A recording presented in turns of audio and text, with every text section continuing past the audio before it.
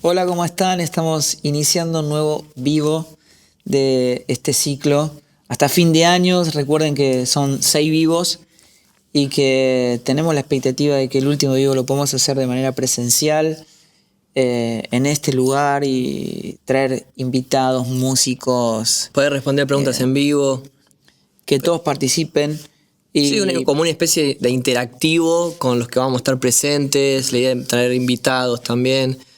Va a estar buenísimo. les proponemos que ustedes traigan sugerencias durante todo este tiempo para ver qué cosas pueden pasar durante esta presencial. Podemos también tener la posibilidad de no solamente de acotarnos a un vivo de 1 hora, podemos darle un poco más de tiempo para que también puedan suceder un montón de cosas que va a estar siempre dentro del marco de un especial de Navidad, ¿no? Porque vamos a estar cerrando el año. Ya vamos a estar más cerca de esa época.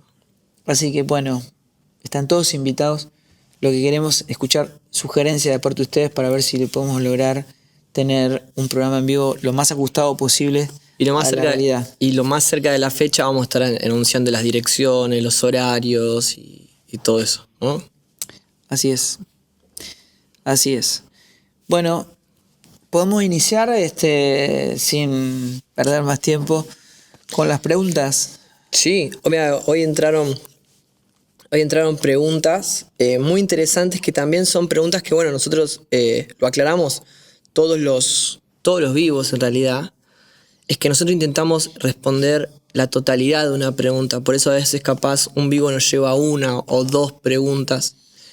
Porque intentamos responder desde el origen del problema hasta la resolución en Cristo. Entonces por eso a veces nos llevan un tiempo y porque entendemos que en realidad esto es una revelación del Espíritu, o sea, el Espíritu le habla al Espíritu. Las redes sociales a veces son un poco crueles en ese sentido, cuando la respuesta no abarca, digamos, todas las aristas. Siempre hay alguien que está encontrando esa dificultad y la está marcando. No tenemos problemas en que lo hagan, solo que para evitar eso a veces tratamos de abarcar la manera más global posible y en todos los aspectos. Claro. Por otro lado, también estamos englobando la mayoría de las preguntas que tengan un sentido similar para poder contestar la mayor cantidad de preguntas posibles, ¿no?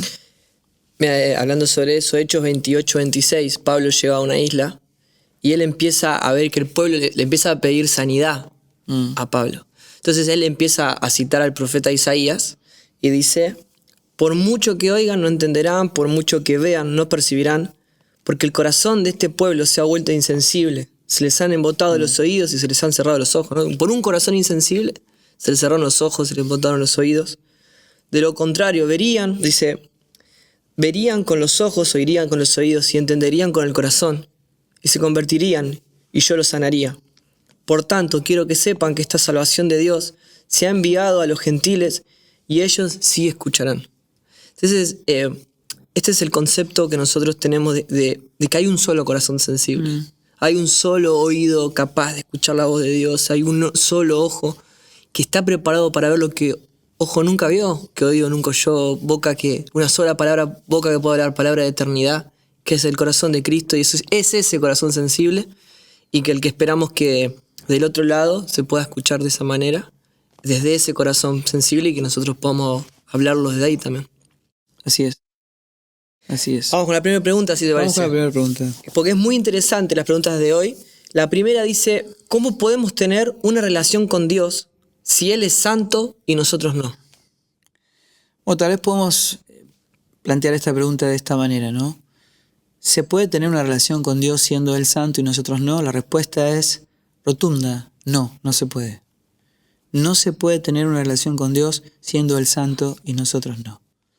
El escritor de Hebreo dice: sigan la paz y la santidad, sin la cual nadie, absolutamente nadie, verá al Señor, a menos que sea mediante su Hijo, a menos que seamos incluidos en el único que es santo, ¿no? Así que cuando queremos llegar a esta idea, ¿no es cierto?, de por qué, cuál es la solución que Dios proveyó para que Él, siendo santo y nosotros no, muertos espiritualmente y siendo Él Espíritu, podamos relacionarnos, vincularnos y tener comunión con Él. Bueno, lo primero que hay que entender es que a través de la obra redentora de Cristo, completa en la cruz del Calvario, pudimos trasladarnos de Adán a Cristo, de muerte a vida, de tinieblas a la luz, ¿no? Pero la cruz tiene dos sentidos que son fundamentales poder entender. El primer sentido es el sentido, o el primer aspecto, es el aspecto vicario, sustitutivo. Cristo ocupó nuestro lugar en la muerte. Nosotros éramos los que teníamos que morir, pero Él murió en nuestro lugar. Esto es infinitamente maravilloso. Nos vamos a gozar por toda la eternidad. Nuestra mente no lo puede comprender, pero es una realidad dominante en nuestras vidas, ¿no? Pero hay otro aspecto que mayormente está desplazado de nuestras predicaciones, y que es el sentido en el cual nosotros somos completamente transformados, salvados, redimidos, modelados a la imagen de Cristo, en el cual nosotros podemos experimentar la salvación, manifestar esa salvación, la vida de Cristo y todo lo que en Él hay. Yo digo, tenemos que entender este aspecto de la cruz, y es que nosotros morimos juntamente con Él. Que cuando vamos a Cristo, el que va a Cristo muere a sí mismo, ¿no? Pablo dice esto. Dice, yo estoy crucificado juntamente con Cristo todo el tiempo, para que no viva yo, sino que viva Cristo en mí, y llevo la muerte de Cristo a todos lados para que la vida de Cristo sea manifestada, ¿no? Y cuando este aspecto de la cruz logra de que la experiencia de Cristo sea mi experiencia, está diciendo que cuando Él estaba crucificado, yo estaba en Él. Que cuando Él resucitó, yo estaba en Él. Y cuando Cristo sea glorificado en el tiempo, en el cronos del hombre, aunque esto ya ocurrió en la eternidad de Dios, yo voy a estar en Él. ¿No es cierto? Entonces, cuando nosotros vemos esto y entendemos que la solución fue colocarnos, incluirnos en el Hijo, en el único que es santo, nos damos cuenta que el Evangelio no depende de lo que nosotros, no depende de nuestra obediencia, sino de la obediencia de Cristo. ¿No es cierto? O sea que somos santos porque estamos en el Santo. Porque el que murió, murió sin pecado. Venció la muerte, y ahora la muerte no se enseñorea más de Él, y todos los que estamos en Él somos más que vencedores. ¿En quién? En el Santo. ¿No es cierto? ¿Y cómo lo explica esto la Escritura? Porque nuestra justificación no es independiente de la santificación. Entonces dice esto, a ver, 1 Tesalonicenses 4:7, dice esto, pues no nos ha llamado Dios a inmundicia, sino a santificación. Mira lo que dice Pedro en el capítulo 1, verso 15, dice, como aquel que os llamó es santo, sed también vosotros santos en toda vuestra manera de vivir, porque escrito está, sed santo, porque yo soy santo. ¿No es cierto? Está citando una escritura, ¿no es cierto?, frente a la revelación de Cristo como la palabra. O sea, la escritura hablaba de Él, ahora se manifiesta Cristo, y la única manera de ser santo es estando en el santo, siendo miembros de su cuerpo, de tal manera que el Padre nos ve a través del santo. Por lo tanto, todo lo que está en Él se santifica. ¿No es cierto? Y entramos en los procesos de santificación, que es ser modelado a la imagen del santo, ¿no? 2 Timoteo 1:9 dice ¿quién nos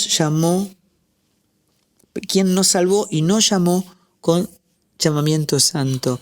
Pero hay un ingrediente. En el versículo siguiente dice, fiel es el que os llama, el cual también lo hará. O sea, si Dios te llamó, lo hace.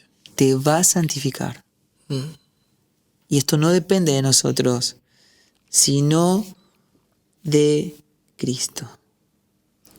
¿No es cierto? Esto es gobierno de Dios puramente, derecho reservado de Dios.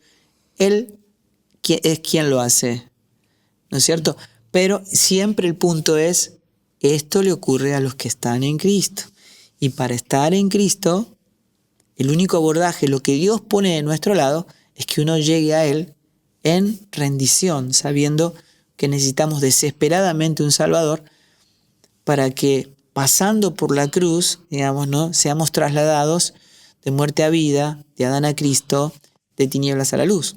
Timothy Keller dice que háganse una imagen de un pozo, ¿no?, de una persona que no puede salir de ese pozo, que es tan profundo que no puede escalar por sí mismo, y cae una soga, ¿no? Entonces, si Dios te tira una soga, y esa soga representa a la figura de Jesús, que lo único que tenés que hacer es aferrarte, es agarrarte, reconocer que si vos no agarraste esas sogas, porque vos no vas a poder subir. Y Jesús esto lo habla. Jesús dice, bienaventurados los pobres de espíritu, porque de ellos es el reino de los cielos, a ellos les pertenece. Bienaventurados.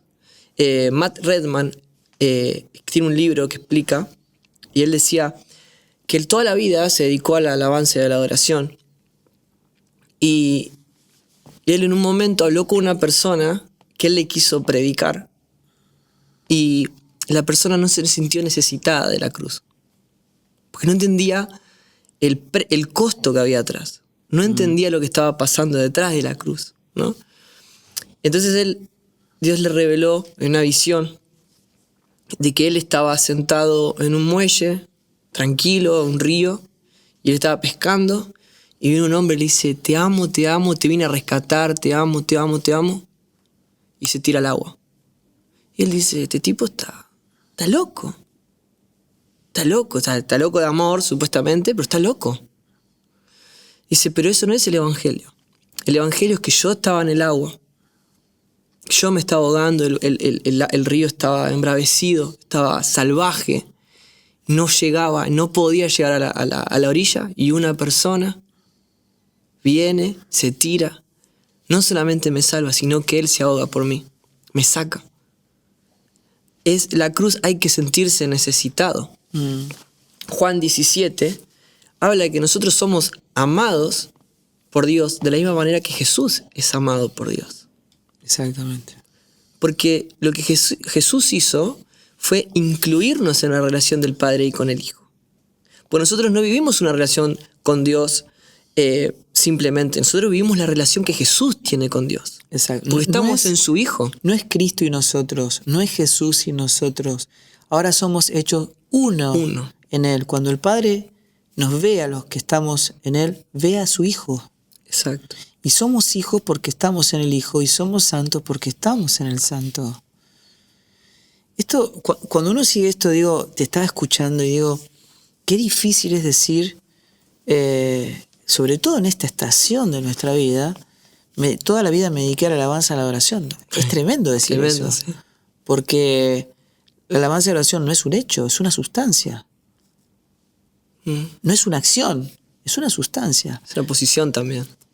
Lo que adora al Padre es el Hijo. Es estar en Él, exacto. Es un ADN, es una sustancia. Nosotros somos un pueblo de adoradores porque estamos en el Hijo, porque todo lo que adora al Padre es el Hijo. Cuando Cristo es manifestado, se expresa como una sustancia. Pues, por ejemplo, Cristo no dijo, yo les voy a hablar de la verdad. Él dijo, yo soy la verdad. La verdad es una sustancia, es una persona. ¿No es cierto? Entonces, todo aquel que está en Cristo no habla verdad. Por eso toda verdad proviene de Dios, porque Él es la verdad, ¿no? Exacto, pero no somos gente debatiendo acerca de la verdad. No es que hablamos verdad. Somos la expresión de esa verdad, que es manifestada. ¿No es cierto? O sea, claro que comunicamos verdad, pero no específicamente es que lo hablamos, sino que somos en Cristo la sustancia de la verdad. O sea, cuando Adán pecó, ¿no es cierto?, no se convirtió en un hombre mentiroso, se convirtió en mentira. O sea, es la sustancia de su padre, que es mentira desde su sustancia, desde el principio, dice la palabra, ¿no es cierto? Entonces, no puede reproducir otra cosa que no sea precisamente eso. Su naturaleza, como el hombre reproduce un niño, y así los perros, es supuestamente su naturaleza lo que Exacto. reproduce. Adán podría decir, yo soy mentira. y no un hombre mentiroso. Claro. ¿No es cierto? Como Jesús dijo, yo soy la verdad. No es que vengo a decirles la verdad, ni vengo a mostrarles el camino, yo soy el camino. ¿No es cierto? Entonces, cuando alguien dice, me dediqué a la alabanza de oración como un hecho y como una acción, es un problema de comprensión, claro, digamos, más allá de que casi uno lo manifiesta como una confesión, digamos, ¿no es cierto? Pero lo que adora al Padre es una sustancia, es el Hijo. Es el Hijo. Es el Hijo. Todo lo que está en el Hijo es lo que le adora, y todo lo que Él es y expresa es lo que le adora, ¿no es cierto? Y Jesús, que se manifiesta en hechos y en acciones, digamos, ¿no es cierto? Jesús habló esto que estamos hablando, la noche anterior a su muerte. Él está hablando de esto, que nosotros somos amados por el Padre de la misma manera que Él es amado por el Padre. Exacto. En Juan 17, que dice, yo en ellos y tú en mí, para que sean perfeccionados en unidad, ¿no? Estabas justo hablando del uno, para que el mundo sepa que tú me enviaste y que los amaste tal como me has amado a mí. Tal cual, tal cual. Y esta cuestión de que así como yo en ti, Padre, y tú en mí, ellos en mí y yo en ellos, ¿no es cierto? Esto es algo increíble, maravilloso. Pero déjame terminar este concepto que me parece fundamental. Entender. El Señor nos escoge, nos predestina, nos espía, nos llama, nos santifica y nos salva. Y nos dice, escuchen, Dios es fiel y Él lo hará. A todos los que están en Cristo, ¿no? Y entonces después nos lleva a Efesios capítulo 1, dice que Cristo nos escogió desde antes de la fundación del mundo para que fuésemos santos y sin mancha delante de Él. O sea que nuestra santidad es tan cierto como su elección.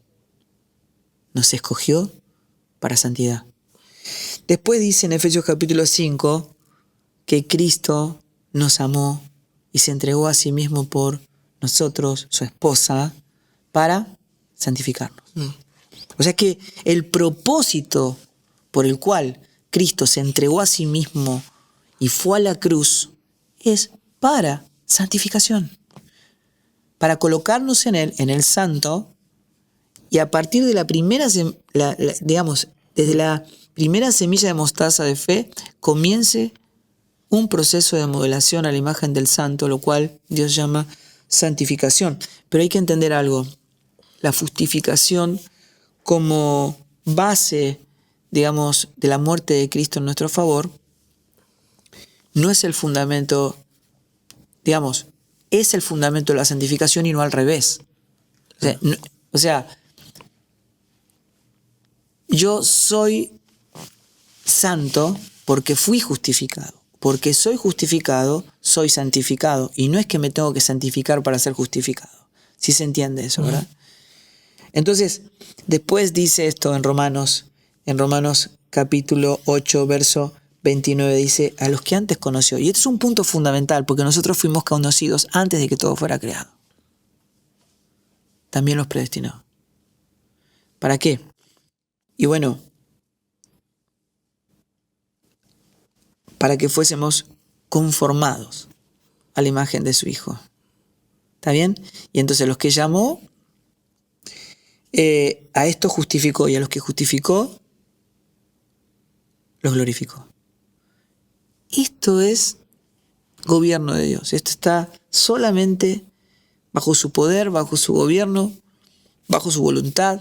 Esto es lo que produce en aquellos que van a Cristo rendidos, aquellos que pasan por la cruz, ¿no es cierto?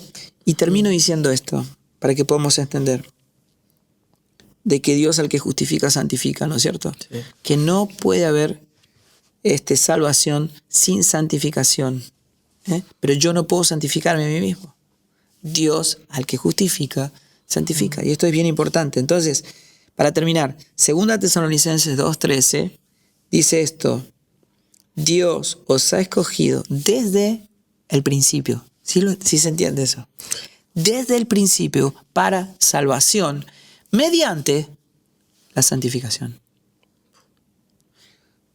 O sea que la salvación no es independiente de la santificación. Y para terminar, Romanos 6:22 dice, más ahora que habéis sido libertados del pecado y hechos siervos de Dios. O sea, ahora que estás en el justo, o sea, sos justo porque estás en el justo. ¿Se acuerdan que nosotros el año pasado pudimos explicar bien la diferencia que había entre el perdón y la justificación, ¿no? Porque Dios puede perdonarte o alguien puede perdonarte, pero lo que hiciste está en el pasado, o sea, nadie lo quita. Claro. Pero ¿qué es ser justo? Alguien que nadie pecó, que nunca pecó. Sin mancha. Sin mancha. Es justo. Pero si nosotros pecamos, ¿de qué manera somos justificados? Porque nos colocó en aquel que nunca pecó, nos colocó en el justo. Y cuando nos mira a través de su Hijo, nos ve como si yo hubiese vivido la vida de Cristo. Y a su Hijo, cuando estaba en la cruz, lo vio como si hubiese vivido mi vida y la tuya y la de todos los pecadores. Entonces ahora nos coloca en el justo y nos ve justo a través de su Hijo. Eso es justificación.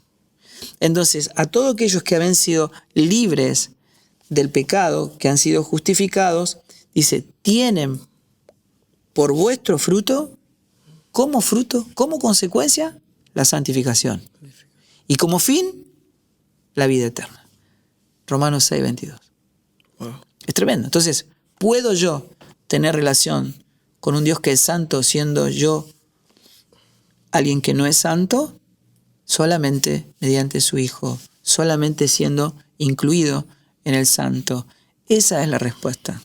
Es una verdad impresionante. Tiene un poder eterno esta verdad, y yo creo que si nosotros entenderíamos esta base, cambiaría rotundamente nuestro caminar. Exactamente. Porque el entender que el destino de nuestra carne solamente es en la cruz, o sea, tiene que morirse en la cruz para que Él pueda vivir su vida, para que nosotros podamos vivir como gente justa en Él. Es abrumador, la verdad. Exactamente. Y poder entender, o sea, que la cruz se trata de cruzar, ¿no es cierto? O sea, no hay manera que yo sea trasladado a la vida del Espíritu si no es a través de la cruz. Sí. En Juan 17, 26 dice, y le he dado a conocer tu nombre. O sea, de que Cristo nos llevó al Padre. Eso es hermoso, es decir, les he dado a conocer tu nombre. Yo los pude hacer conocerte a vos porque Jesús nos lleva a esa relación que hace la pregunta. Completamente. Le he dado a conocer tu nombre. Nos Nosotros, y lo daré a conocer aún. Dice, para que el amor con el que me has amado esté en ellos y yo en ellos. Y a mí me fascina la idea de que el amor de Dios a Cristo vive en mí. Por eso yo lo puedo ver a Cristo como la perla de gran precio, como el tesoro en el cual yo puedo venderlo todo, puedo crucificarme en pos de ir a Él. Porque ese es el Evangelio. Porque Dios implantó en nosotros el amor del Padre hacia el Hijo. Así es. Así es. Cuando nosotros hablamos de que en Cristo nos fueron concedidas todas las cosas, estamos hablando... Acá hay una cuestión bien importante. Cuando Moisés habla con el Señor le dice a Moisés, dile a mi pueblo que me ame. Y cuando dice esto, está utilizando una palabra en hebreo que es ágape. Los hijos de Dios utilizamos mucho esta palabra, ¿no? Pero esta palabra aparece solamente 3 veces en la Biblia. Pablo la utiliza. Las bandas de reggae cristianos se llaman mucho ágape, ¿no? Sí. Pero cuando aparece esta palabra, está hablando del carácter de Dios. Del carácter de Dios. ¿Y qué quiere decir? O sea, está hablando de la sustancia de Dios, de lo que Dios es. Está hablando de sus atributos. Y todos los atributos de Dios están en su Hijo. Nos fueron concedidos. O sea, ¿pero qué nos fueron concedidos en Él? Los atributos morales de Dios. Lo que la palabra llama fruto. Amor, gozo, paciencia, benignidad, bondad, fe, mansedumbre, templanza. El fruto de Cristo en nosotros es la expresión de su sustancia, ¿no es cierto?, en cuanto a la moral de Dios. Digo porque hay atributos naturales que son propios de Dios, de su sustancia increada, ¿no es cierto?, que es que Dios es omnipresente, omnisciente y omnipotente, ¿no? Pero en su Hijo no fue dado, expresado el corazón de Dios, ¿no es cierto? Y eso explica algo tremendo, ¿no? Porque, para dar un ejemplo, o sea, el pueblo de Israel es sacado de la esclavitud de Egipto. Cuando cruzan del otro lado, de la otra orilla, celebran lo que Dios había hecho. Al poco tiempo se estaban quejando y querían volver a Egipto, ¿cierto? El problema de celebrar lo que me gusta de Dios y lo que no me gusta, quejarme, ¿no es cierto? O autorreactiva, relativamente. Actuar de una manera reactiva o depresiva, es porque yo nunca amé a Dios en su sustancia, en sus atributos, en lo que Dios es para mí, ¿cierto? La forma en que Dios es. Ese es el punto. Vos estabas hablando de Moisés. Moisés le dice a Dios, muéstrame tu gloria. Y acá en Juan 17, que estábamos leyendo recién, él dice, yo les he dado a conocer tu nombre y les daría a conocer aún. Y Dios a Moisés le responde diciéndole si lo quería ver, que se pare sobre la roca que estaba ahí. Y esa era la sombra de lo que hoy es nuestra realidad, ¿no? Tiene que estar en Cristo. Totalmente. Vos me querés conocer a mí, que tiene relación conmigo, parate en Cristo. Tus pies tienen que estar sobre la roca firme, que es Cristo. Cristo es nuestra realidad, ¿no? En Colosenses 2:17. Lo hablamos el encuentro pasado cuando decíamos, el hombre antiguo, ¿no es cierto?, no podía hablar Cristo, pero todo lo que recibía era Cristo. Y todo lo que Dios hablaba, porque Dios se revela solo mediante su Hijo, era Hijo, ¿no es cierto? Y todo nos conducía hacia Él, al que había de venir. Esto es tremendo poder entenderlo, porque en definitiva, la Escritura nunca me va a revelar a Cristo, a menos que su Espíritu nos vivifique. Exacto. Yo tenga el Espíritu que me revela al Hijo para que el Hijo me revele al Padre. Encima, el concepto que usa el escritor de Colosenses es decir, esto era toda una sombra de lo que había de venir, los ritos, las ofrendas, las reuniones. Ahora la realidad es Cristo. Exactamente. Y habla de esta verdad. Pero el concepto de que la realidad es Cristo y que siempre la realidad fue Cristo. Siempre fue pararse sobre la roca para llegar a ver la gloria de Dios, y eso es lo que hizo Cristo en nosotros. Yo les di a conocer su nombre y les voy a dar a conocer más aún. Qué tremendo. Algún día vamos a hablar de esta cuestión, le vamos a dedicar un programa a eso, digamos, pero cuando uno ve el contexto en el que el pueblo de Israel estaba en la primera iglesia, que eran esclavos del Imperio Romano, cualquiera que vio la película de Pablo puede entender un poco el contexto político en el que se estaba viviendo, donde eran perseguidos, aserrados, decapitados, muertos a filo de espada, comidos por los leones, les tiraban combustible y los prendían fuego para iluminar las calles a los cristianos. Y nunca se registra en las cartas apostólicas la esclavitud del Imperio Romano como un problema. Porque nunca el Imperio Romano fue un problema para Dios. La gran angustia que tenía Pablo eran los movimientos judaizantes. ¿No es cierto? Que todavía seguían trayendo figuras y sombra, fiestas, ¿no es cierto? Respetando todavía, el día de reposo, cuando Jesús dijo, yo soy el Señor del día de reposo. O sea, Moisés les dio un día porque no podía darles el reposo, porque yo soy el reposo. Y nunca tuvieron reposo hasta que vino Cristo y dijo, vengan a mí los trabajados y cargados que yo lo haré descansar. Una vez que vino el reposo, la sombra, que era el día de reposo, no tiene ningún sentido. Se terminaron las figuras y sombra porque la persona, digamos, que estábamos esperando, a la cual solamente podíamos ver su sombra, ya se hizo presente entre nosotros y Él es nuestro reposo eterno. Pablo decía, tengan cuidado con esos que dicen que se tienen que circuncidar. O sea, lo que estaba diciendo, tengan cuidado con los que dicen que la obra de Cristo no es suficiente, básicamente. Y que Dios se expresa en determinadas fechas, en fiestas religiosas. Y otra vez yo voy y les digo, miren muchachos, todo ha cambiado. Ha venido el Mesías, el Cristo, el Salvador, y nos ha revelado un misterio que estuvo oculto desde tiempos eternos. Ese misterio es Cristo en nosotros.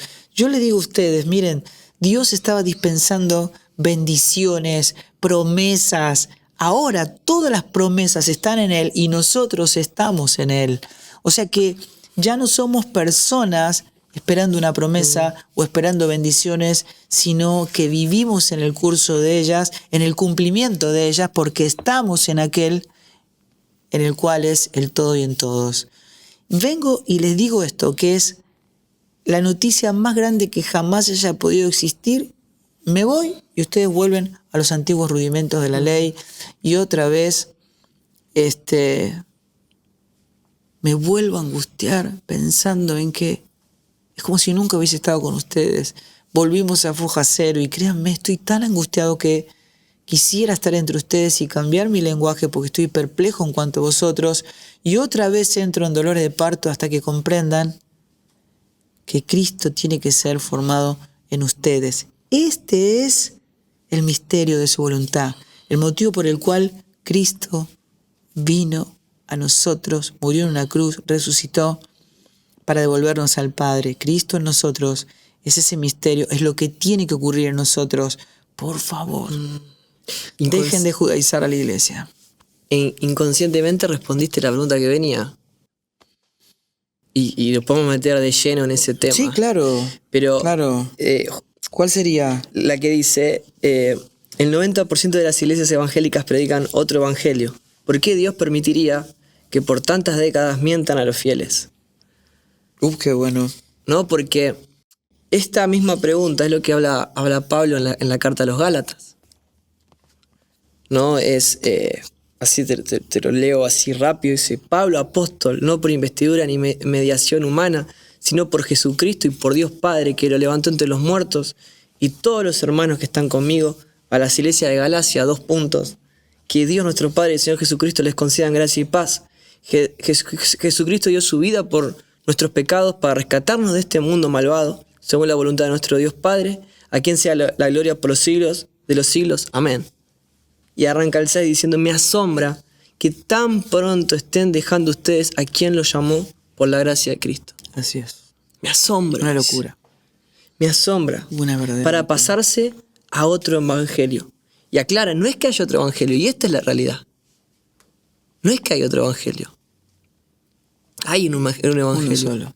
Vos imaginate que pasás toda tu vida esperando una persona. Sí, el vínculo que vos tenés para poder mitigar el tiempo, esperando a que llegue el día de poder encontrarte con esa persona, es mirar una foto de ella.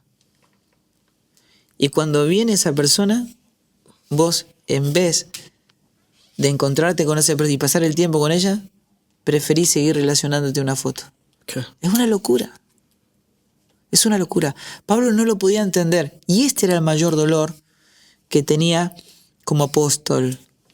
¿No es cierto? Es que no lo puedan ver. No lo puedan ver. Y decía, esta es mi mayor angustia. O sea, yo he pasado por todo tipo de dificultades, todo el tipo de tribulaciones. He sido azotado, he sido apedreado, he estado de peligros de caminos, peligros de mares, peligros de ciudades, peligros de ladrones, peligros de falsos hermanos, peligros. Pero mi mayor dolor, mi mayor angustia son ustedes. Que llego y se están juzgando el uno al otro. ¿Quién hizo mal esto? ¿Quién hizo lo otro? Muchachos, ese es otro árbol. ese es otro árbol. No puede ser que no lo puedan identificar. Para mí es un gozo padecer por causa de ustedes. ¿No es cierto? Me gozo en lo que padezco por ustedes, dice Pablo, ¿no? Me gozo en las tribulaciones, pero con un objetivo, es que Cristo les sea revelado. MacArthur decía que el peor tipo de maldad es vivir despreciando la justicia de Cristo en la cruz. Exacto.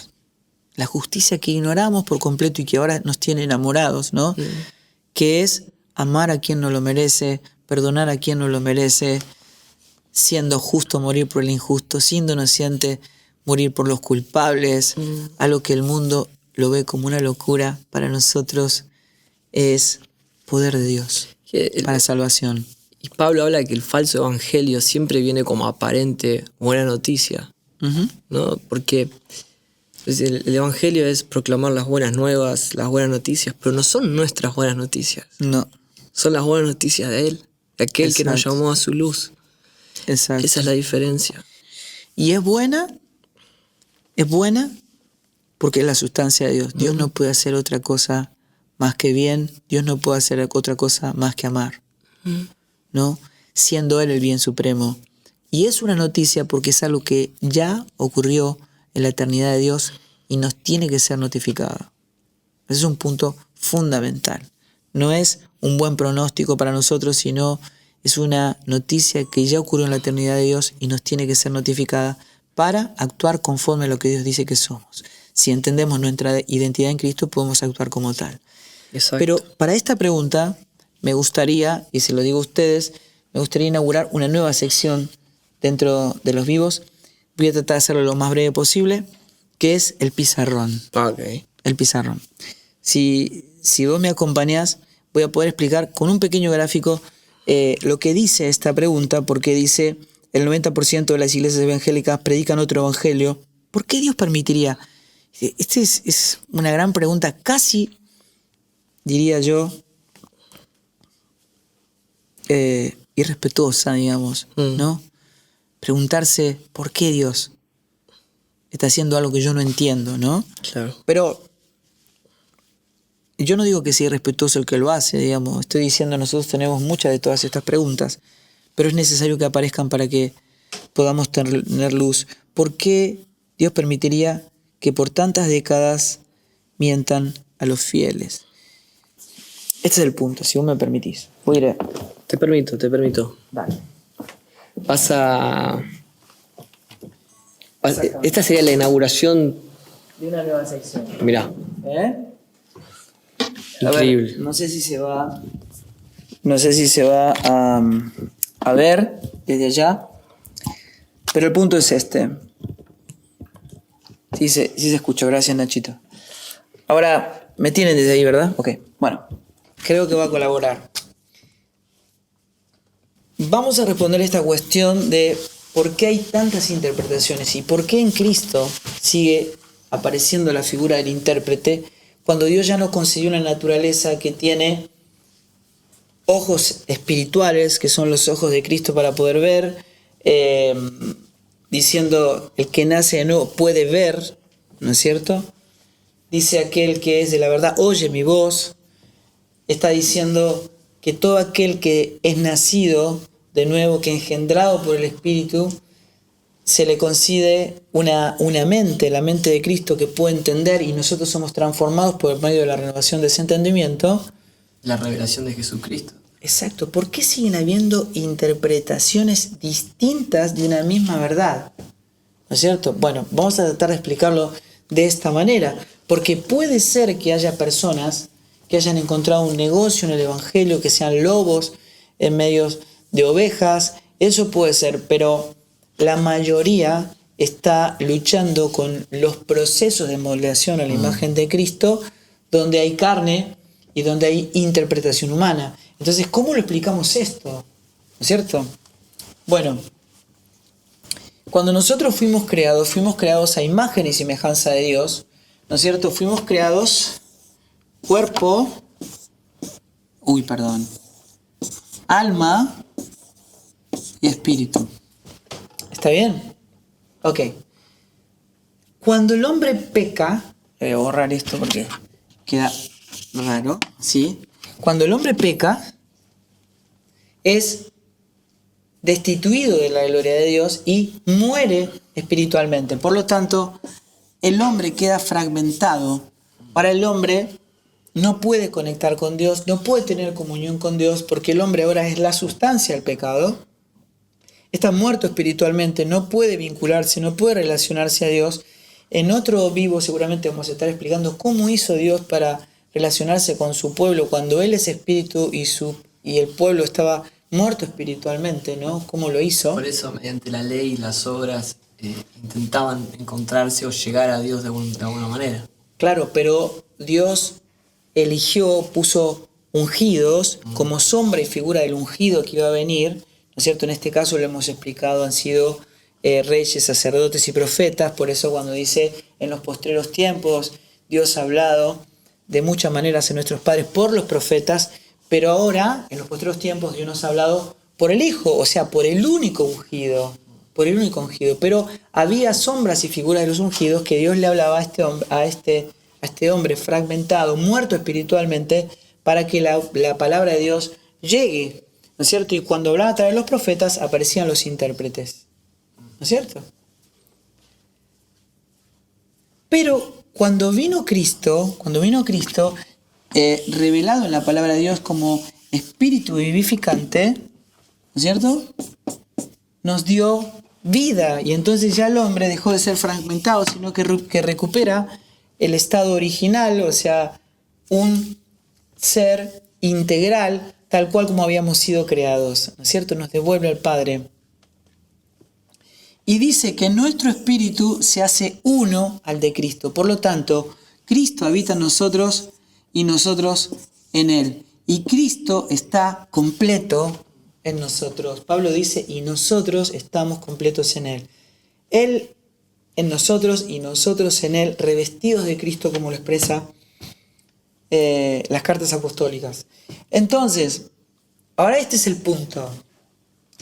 Esto está anclado en lo eterno, ¿no es cierto? Vamos a hacer una franja acá para poder entender la forma en que el alma se expresa como el ente regulador. Dice, el alma es seducida por la carne y a la vez el espíritu le muestra lo que es bueno, produciendo el querer y el hacer. ¿No es cierto? Si el alma obedece a la carne, se rinde a la seducción de la carne, va a manifestar la naturaleza que más alimenta. Pero si obedece al espíritu, la palabra dice, hace morir las obras de la carne por el espíritu. Por lo tanto, Cristo, la medida de Cristo aumenta, y esa es la forma en que nosotros le conocemos. La mayor medida de Cristo es el mayor conocimiento de la manifestación, de la revelación del Cristo que habita en nosotros. ¿Está bien?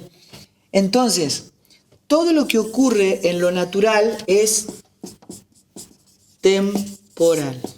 ¿Cuál es el mayor milagro?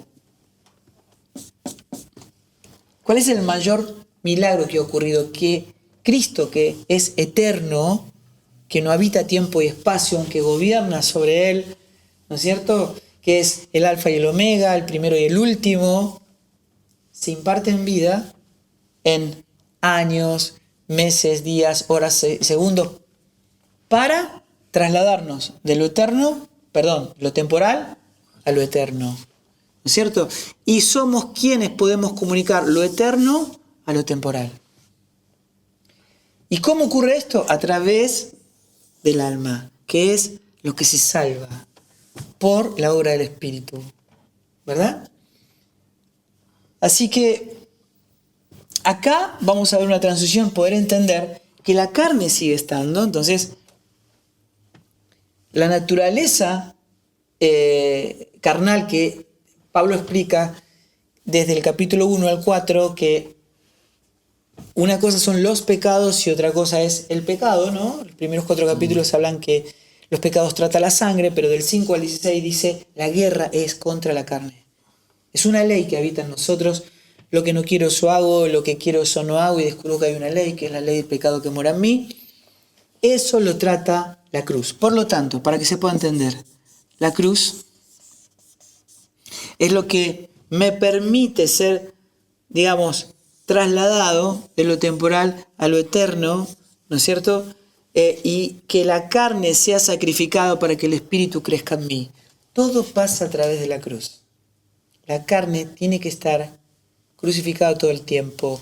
Cuando nuestra carne, cuando nosotros nos bajamos de la cruz, hacemos un desastre. ¿No es cierto? Por lo tanto, Pablo dice eso.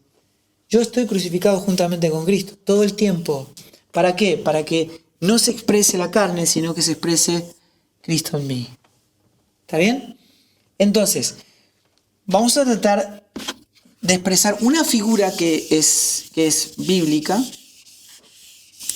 que es que todas las obras y justicias humanas son un velo, son trapo de inmundicia. No importa lo que vos quieras hacer, nada de lo que nosotros hagamos puede glorificar a Dios, puede agradar a Dios. Lo único que le agrada a Dios es su Hijo, esto, la manifestación de su Hijo, ¿verdad? Por lo tanto, para que esto ocurra y yo sea un adorador en espíritu y en verdad, hay que sacrificar la carne. Entonces, se trata de esto. Todo lo que yo hago, lo que quiero servir, la carne quiere servir, quiere sentirse satisfecha, quiere emerger, quiere sentirse importante, realizado, haciendo cosas buenas para Dios, para la gente, pero la obra de Dios no es humana, es divina. Y para que Dios haga la obra, mi carne tiene que ser sacrificada. Dios no espera mi servicio, Dios no espera una obra humana, no es lo que yo puedo hacer para Dios, es lo que Dios puede hacer en mí y a través de mí. La obra divina la hace Dios. Él produce el obrar. Así que todo esto son obras de la carne. Estas son las obras de la carne, que es un velo que no me permite ver a Cristo. ¿Está bien? ¿De qué manera este velo es quitado? Cuando la carne es crucificada. Este velo comienza a correrse. Si yo conozco a Cristo un 5%, solamente le voy a disfrutar un 5%. Pero en la medida que la carne mengue, que yo mengue y que Cristo crezca, voy a empezar a disfrutarlo a Cristo en mayor medida y todo lo que Él es. Salvación, redención, y todos sus atributos morales, amor, gozo, paz, paciencia, benignidad, bondad, fe, mansedumbre, templanza, todos estos atributos se manifiestan en mi vida. No soy yo, es otro que no soy yo, que es Cristo que habita en mí, que cuando la carne muere, Él es manifestado y expresa salvación. En la medida que va creciendo, se va manifestando en todo lo que yo soy y en todo lo que habita, en todo lo que es mi diario vivir. La salvación, Cristo en forma de salvación va afectando mi matrimonio, mi familia, mi salud, etcétera, etcétera, etcétera, todos los aspectos de mi vida. Pero si en mi vida hay poco de conocimiento de Cristo y mucho de carne, van a haber hijos de Dios que se expresan como hijos de Dios, que confesionalmente han tenido un encuentro con Él, pero tienen matrimonios rotos, familias destruidas, ¿no es cierto? Y uno dice, pero mira, este es cristiano y tiene, ¿qué diferencia hay con uno del mundo? ¿Verdad? Si es que está en Cristo, si es que ha nacido de nuevo, probablemente sea un hijo de Dios, un niño espiritual, como dice Pablo. Son niños espirituales, no puedo hablarles del misterio revelado porque no pueden entender, actúan como hombres de este mundo, como gente incrédula porque son carnales, niños espirituales. Si esto pasa, esto no se revela y puedo vivir toda una vida, teniendo a Cristo, expresando una completa salvación sobre nuestra vida y viviendo como si fuera un incrédulo.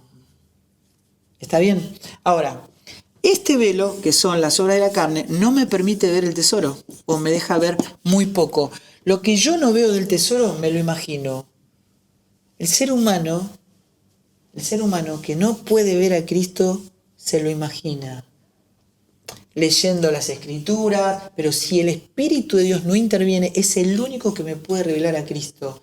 Solamente a través del Espíritu puedo ver las cosas de Dios, puedo ver a Cristo. El hombre natural no percibe y tampoco puede ver las cosas del Espíritu. Entonces, ¿qué pasa? Ahí aparece la imagen del intérprete. Este dice, esto que yo no veo y que no conozco de Cristo, para mí esto de esta manera. Este dice, no, discúlpame, para mí esto de esta manera. Este dice, no, discúlpeme, no los quiero ofender, pero para mí esto es de otra manera. Y entonces hay más de 45.000 grupos diferentes evangélicos en el mundo, confesionalmente cristianos, pero todos ven algo distinto. Porque aparece la imagen del intérprete, que es una mistura. Expreso lo que no conozco todavía, ¿no es cierto? Y entonces hay diferencias. Pero si Cristo sería completamente revelado, todos veríamos lo mismo. Todos veríamos lo mismo. ¿Verdad? Y hablaríamos una misma cosa y tendríamos un mismo parecer y una misma mente, y eso produciría en nosotros un mismo sentir. El sentir que hubo en Cristo Jesús es que se despojó a sí mismo. Gente que no defiende sus propias ideas, sus propias convicciones, sino que se despoja a sí mismo para que Cristo sea dado a conocer. ¿Verdad? Esto ocurre específicamente no porque Dios lo permita, sino porque eso Dios lo puso de nuestro lado. Estos son los procesos de Dios. Acá yo estoy completo, pero esto no lo puedo disfrutar a menos que este velo sea quitado y yo sea modelado a la imagen del Espíritu y no a la imagen de la carne. ¿Está bien? Estos son los procesos de Dios, lo que hay que acelerar, gente, lo que hay que acelerar. Llevar el tiempo al plano de la redención. ¿Qué quiere decir? Acelerar los procesos de asimilación de esta verdad que es Cristo en nosotros y dejar de vivir para la carne, sino que sacrificarla para que Cristo sea modelado en mi vida, y dejemos de pelearnos entre nosotros con interpretaciones y todas cuestiones humanas en nuestra vida. ¿Es cierto? Entonces, ¿por qué Dios lo permite? No es que lo permita. Es que esto Dios lo puso de nuestro lado, para que nosotros le escojamos. Y elegimos a Cristo precisamente, no para vivir para nosotros, sino para que Cristo viva su vida en mí. Si eso ocurre, entonces el propósito eterno de Dios va a ser cumplido, la iglesia va a ser uno, y entonces la consecuencia va a ser que el mundo crea. ¿Verdad? Así que bueno, con esto seguramente terminamos, y seguramente esta sección, ¿no es cierto?, Yo me sentí como una charla de Guardiola, pero espiritual, ¿no? O sea, como... Sí, más o menos, pero probablemente esta sección de Pizarrón nos ayude a comprender un poquito más pedagógicamente una verdad que tal vez la podamos entender en nuestro entendimiento de hombre natural. Pero si nosotros llevamos eso a la cruz, si llevamos nuestra vida a la cruz, esto que estamos entendiendo en nuestra mente natural se puede revelar en el Espíritu, y la mente de Cristo me puede revelar a Cristo en forma de palabra, y yo le pueda ver, y todo esto se convierta en la revelación para que yo pueda vivir en la fe del Hijo de Dios, ¿no es cierto?, quien me amó y se entregó a sí mismo por mí. Eso que vos, ese que es el velo y vos podés disfrutar lo que conocés, ¿no? Es como el ejemplo de la persona que se dedica a ver un dólar falso o un dólar verdadero. Él no estudia todos los billetes falsos, él conoce el verdadero. Exacto. Cuando vos conocés el verdadero, podés identificar lo que es falso.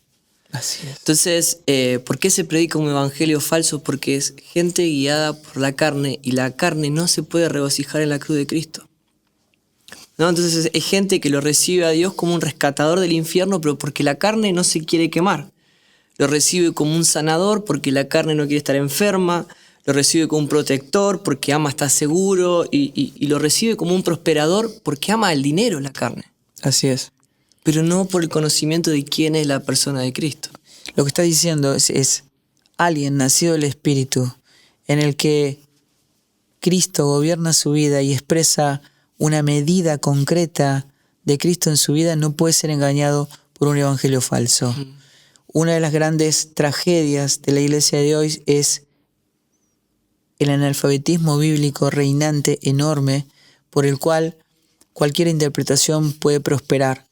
Eso es algo que nosotros debemos estar completamente alertas e ir a la Escritura para que me revele por el Espíritu a Cristo como la palabra, para que sea manifestado en mí y pueda identificar ese dólar falso o ese evangelio falso, ¿no es cierto?, entendiendo ahora porque se me reveló el verdadero evangelio en la persona de Cristo. Y eso fue lo que saca a Adán y Eva del Edén, ¿no? Ellos no confiaron en que Dios les dijo que tenían todo. Así es. De repente había una verdad disfrazada de buena noticia de que ellos podían hacer algo más. Exacto. Y los termina sacando, y es lo que Pablo habla de judaizantes. Nosotros no creemos a veces en nuestra carne que la obra de Cristo fue suficiente. Así que... Exacto. Esa cuestión de la antigüedad, que cuando alguien se moría se dejaba la ropa, se dejaba la habitación tal cual como estaba. O sea, está todo como si la persona estuviera, pero lo único que no está es la persona. Cuando uno conserva un ritual, una fiesta que es en relación a una persona que no que no está ahí, que no ha sido manifestada, es una verdadera tragedia. Conservamos rituales, tradiciones, pero la persona no termina de revelarse, no termina de aparecer. La manifestación de esa persona sigue estando ausente. Esa es la mayor tragedia que podamos tener nosotros como hijos de Dios. Así que rogamos que Dios lo logre en cada uno de nosotros y estemos dispuestos a acelerar este proceso estando crucificados juntamente con Cristo, para que no viva yo, sino que viva Cristo en mí. Gente, estamos cerrando este vivo. No sé cuánto tiempo nos llevó este vivo, pero vamos a seguir abordando sobre las preguntas de todos ustedes. Y recuerden, esperamos todas sus sugerencias para poder hacer, tal vez el último de este año sea, que hagamos el vivo presencial, con todos los ingredientes que nos sean posibles y que todos podamos disfrutar en la persona de Cristo. Exactamente, y es esto para esta semana, disfrutar que la buena noticia no es nuestra buena noticia, no es que algo en nosotros va a mejorar, sino que es la buena noticia de Cristo, que es el que vive en nosotros. Y que es el bien supremo. Y que es el bien supremo. Y en la medida de que yo pueda menguar, ese bien supremo va a ir abarcando cada vez más mi vida, ¿no es cierto? Porque no es algo que tenga que ocurrir, sino algo que ya ocurrió y que yo debo permitir que eso abarque toda mi vida. Y la manera de hacerlo es estando crucificado juntamente con Él. Gente, les mandamos un abrazo enorme, gigante, y nos encontramos en el próximo vivo.